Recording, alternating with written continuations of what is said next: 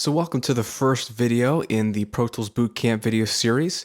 This is setting up your session and getting used to the Pro Tools environment. And this could be perhaps the most important video series, and that's why it comes first, is to understand Pro Tools and to work effectively in it. You need to understand what the heck this window you're looking at all day long does and how you can access the power within Pro Tools. So as we're going to set up to record a song, and that's what we're going to do through this entire video series, is do a song start to finish. I'm going to show you how I approach Pro Tools, the blank session, and how we get things ready to go. The first thing I want to do is talk about opening up a new session. If you start Pro Tools and you choose File, New Session, or Command or Control N, during the beginning of a Pro Tools session, you're going to get a dialog box similar to this, and it's going to give you a few options. It's going to ask you, do you want to create a session from a template, which we can look at later, but I want you to understand a blank session so you can create your own sessions. You can customize them the way you want, and so you will be able to know what the heck is going on when you fire up a session. Under that is some session parameters. You can see a few different areas. These are a lot simpler than you think they are. Audio file type is exactly what it sounds like. There are two types that Pro Tools will generally offer you, WAV files and AIFF. When in doubt, go with WAV. Many other DAWs use this format, and so your tracks can be easily interchangeable with them. If you happen to mix in a different session, in a different studio with a different DAW, or if you just want to export these out for any other editing program, .wav is your best bet.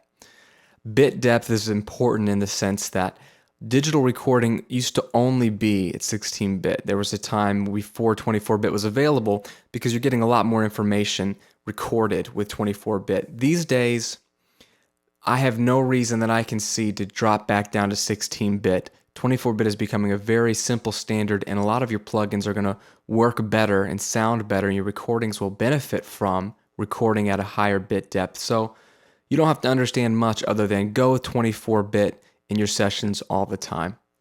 Now, sample rate is a little more debatable.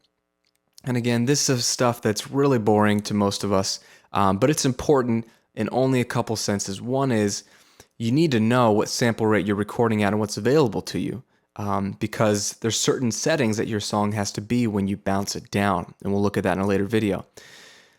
Depending on your audio interface, you're going to have a few different options here. You may just have 44.1 and 48 available to you, or you may have 88.2 and 96, or maybe up to 192.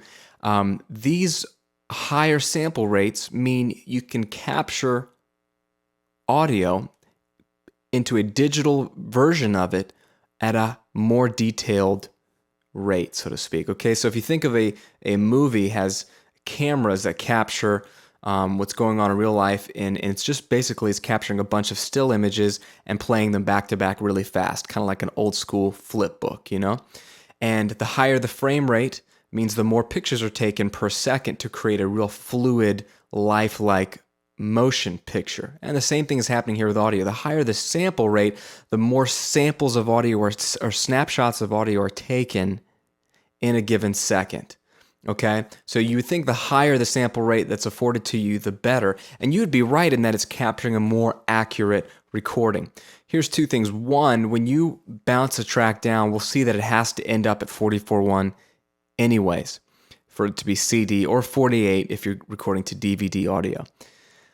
But what I find is when you get up higher than 48, you're really going to take up a lot more space on your hard drive. These audio files will take up more space because they're recording more data. And I've done test after test and seen other professionals do test after test, and personally, I don't see any reason to go anything higher than 44.1. I record and mix at 24-bit 44.1 all day long, every day, with great results, and many other people do. So it's a personal decision, and you'll have to test it out, but I think you'll be fine with 44.1 24-bit. And then I/O settings, most of us, it's just going to be stereo mix, nothing fancy unless you're doing surround sound. Now, you don't have to always choose these every time you start a session. I just want you to understand part of the boot camp is getting the foundation, all right? You need to know this is what's going on in your session and what you're recording at, so that you can work well with other systems, so that you won't be recording something that is in 48, kilohertz per second. Instead, you've got a session at 44.1, and then the vocal sounds stretched and weird, and you need to know what's going on. But typically, if this is how you work in Pro Tools, this will stay the same every time you fire up a new session, and you won't have to change it. And you fire up OK, and that's going to create you a blank session just like this. And this is a beautiful thing because this is where we're going to be able to start our song, and you're going to be able to see how Pro Tools will help you create music. It's a little daunting at first, but the more you know about each section, the more you'll be able to work quicker, and the more you'll be able to get out of your Pro Tools sessions. So let's not waste any time. Let's take a look at the edit window. This is what we're looking at. There's two main windows in Pro Tools, the edit and the mix window. And this is where you're going to spend most of your time, to be honest with you. We're going to go into more details about all these tools up here, edit tools, edit modes. We'll hit this in the editing video. But what I want you to see is this main area. And we're going to create some tracks. We're going to get things set up to record. And you're going to see where a song begins. Okay? The first thing we need to do is create a track. And you do that simply from the track menu, new. Pretty simple. And the shortcut for this is Shift-Command-N on a Mac or Shift-Control-N on a PC. You're going to use that dialog box a lot, so you might as well learn the key command. That's going to bring up some simple options. How many tracks do you want to create? Do you want to create 1? Do you want to create 13? Do you want it to be a mono or a stereo track? You know, is it going to be a bass guitar or a vocal? It'll probably need mono. Is it going to be a piano or a overhead for drums? You probably want stereo. And then what type of track? You have 5 types in Pro Tools. Audio tracks, where you obviously record audio. Aux tracks or inputs, where you can put effects and you can route other tracks too. It can sort of be like a group fader. You can do a lot with auxiliary inputs. We'll look at those later. Your master fader, we'll look at that later. MIDI tracks, if you want to record MIDI, obviously. And instrument tracks, which are a form of a MIDI track, but you have virtual instruments that you can insert right on this track. So you choose the track type. Samples or ticks. Most of us are going to go with samples if it's audio. Ticks if you're going to do some sort of MIDI drum loop, as ticks will automatically shift and compress in time if you change the tempo. But that's all you'll see. And the only other thing over here is a plus. And this creates another row. So if you want to create mono audio tracks, but also stereo instrument tracks, you can create them all at once. It saves you time. But I'm going to save you a little bit of time. The shortcut here is once you've opened up the window, so Shift-Command-N, go ahead and Shift-Command-N again and again. And you're going to sort of get those little guys. All right, makes sense? I'm going to start with just a mono audio track and click Create. And that goes ahead and makes your beautiful track. You've got a few things over here that we're going to look at, and then obviously a blank track going over in time. This is the track name. This is really important. It's really basic, but this is the first thing you want to change. Because Pro Tools by default, the moment you record something, is going to label and name that audio file or that region based off of what the track name is. So if you don't change this name and you start recording all these great vocals and all these great bass lines and guitar parts and key parts, and then later you're trying to go find that one take and they're all labeled audio 1, audio 2, audio 3, audio 07, audio 36, that's going to mean nothing to you. So go ahead and double click and call it something more memorable like guitar. Okay? Below that, you've got a record enable button, and we're going to look at this in the next video. This is what you need to arm your track so Pro Tools knows what tracks you want to record to. You have a solo and mute. These are your views. We'll look at these in more detail later, but you'll get a heads up of if you want to look at the waveform, or do you want to see the volume or the mute or the pan, or do you want to look at different playlists? This will change what the track shows you, and this is very, very powerful. Below here we have some automation options, which we'll look at in the mixing video, and this will be very cool. Here we have the Elastic Audio plugin, which we'll look at in an editing video as well. But this is very important, the I/O section. This is where you're going to be able to select which input on your interface you're recording from. Okay, we'll look at that in the recording video.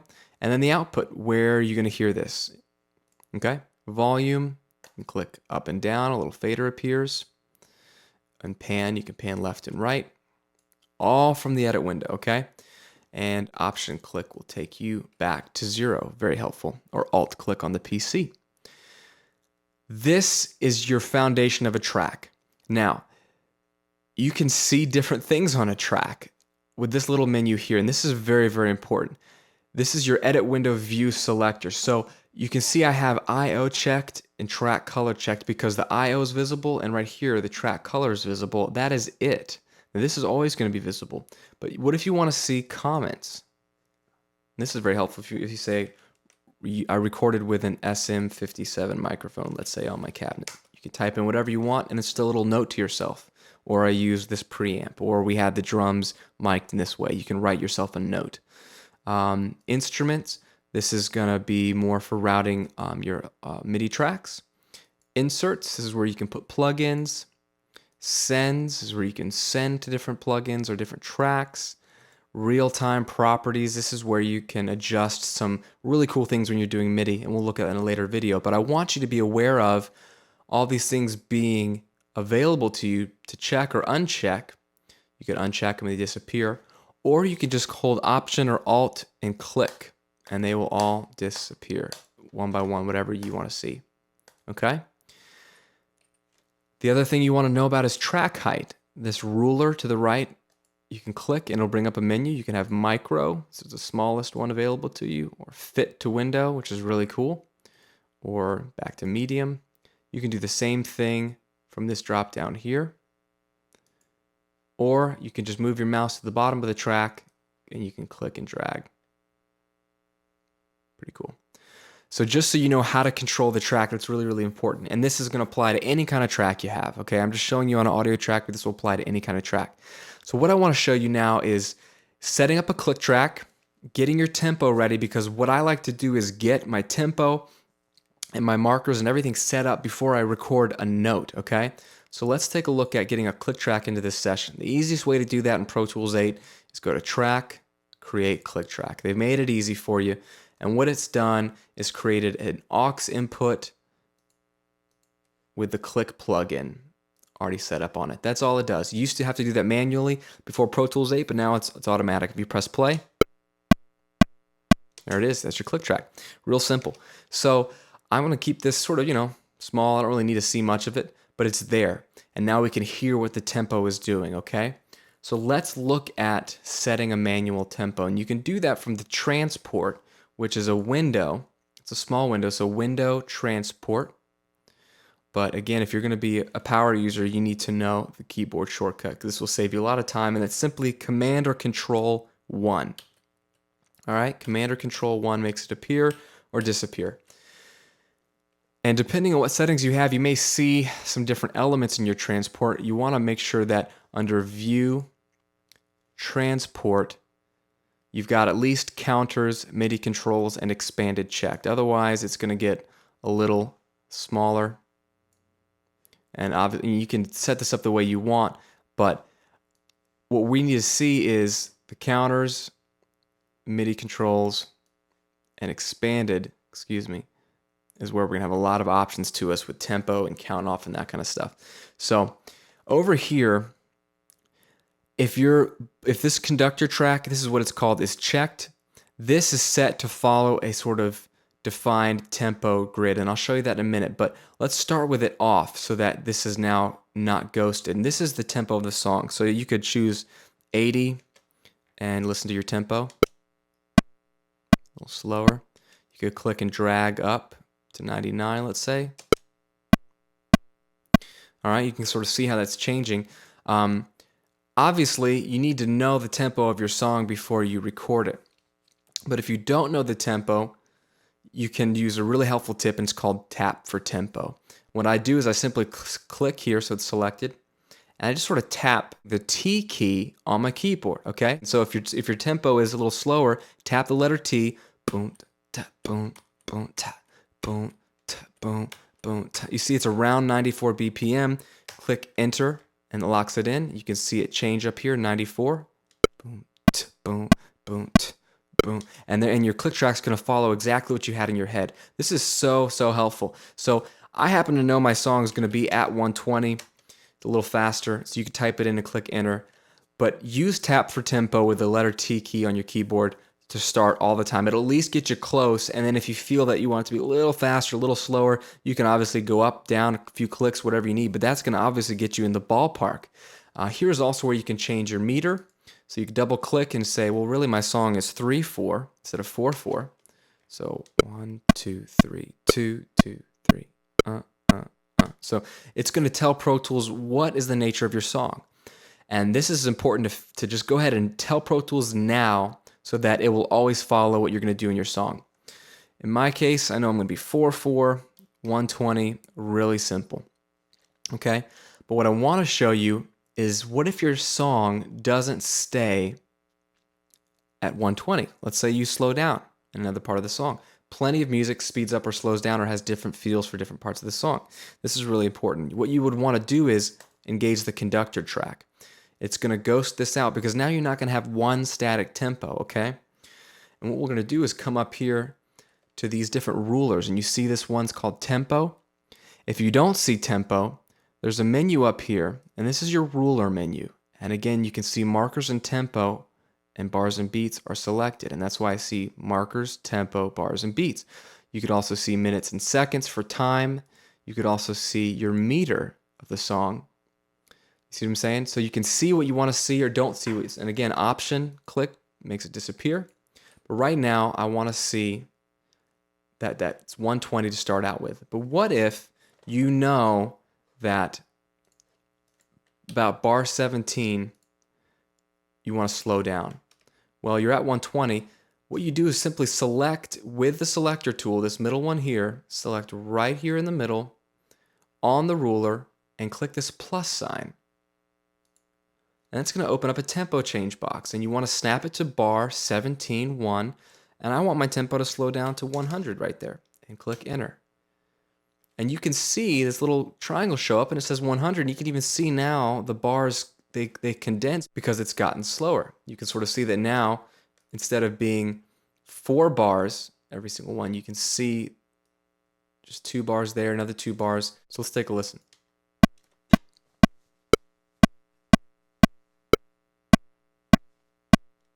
You hear that tempo change? Real simple. So you can just add these tempo changes wherever you want. Now you may say, well, what if I want a gradual tempo change? What if I don't have this static slowdown right at a bar beat? And that's a great point because a lot of music is going to do that. And you have a couple ways to do that. You're going to come over here to the tempo ruler, and there's a sort of a triangle that you can spin down, and this gives you some options. You can see visually north to south, up and down, that I had 120 here and then it drops to 110. What's really cool is that Pro Tools lets you have complete control over the tempo. Let's say instead of it dropping right at 17, I know the last couple of bars, so let me zoom in here, last couple of bars, I want it to slow down from 120 to 100 gradually. Well, this is where you'd use the pencil tool. And if you click and hold the pencil tool, you have a few options. I've still got the mouse clicked. I'm going to let go on line. And that means when I draw with this pencil tool, it's going to draw a straight line. So I'm going to click here and just draw down to about 100.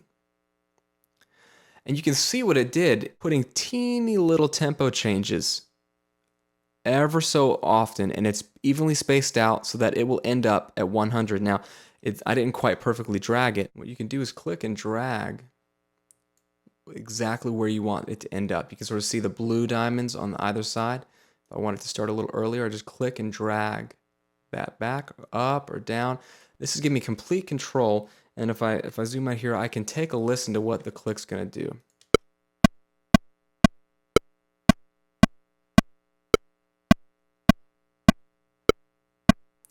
Nice and smooth retard. It just slows down perfectly and ends up where I want it. And again, you can adjust that. Now you can use the pencil tool. You can be a curve if you'd rather, and you can sort of drag it down.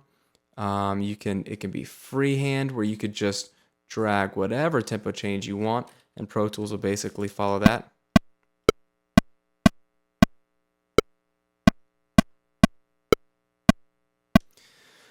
You tell Pro Tools what to do in the tempo ruler, and the click will follow that. And not only the click, but you can see the bars and beats, the whole grid will follow it. And this is important to spend a little bit of time setting this up before you record anything, so that you have this uniform guide track, this uniform map.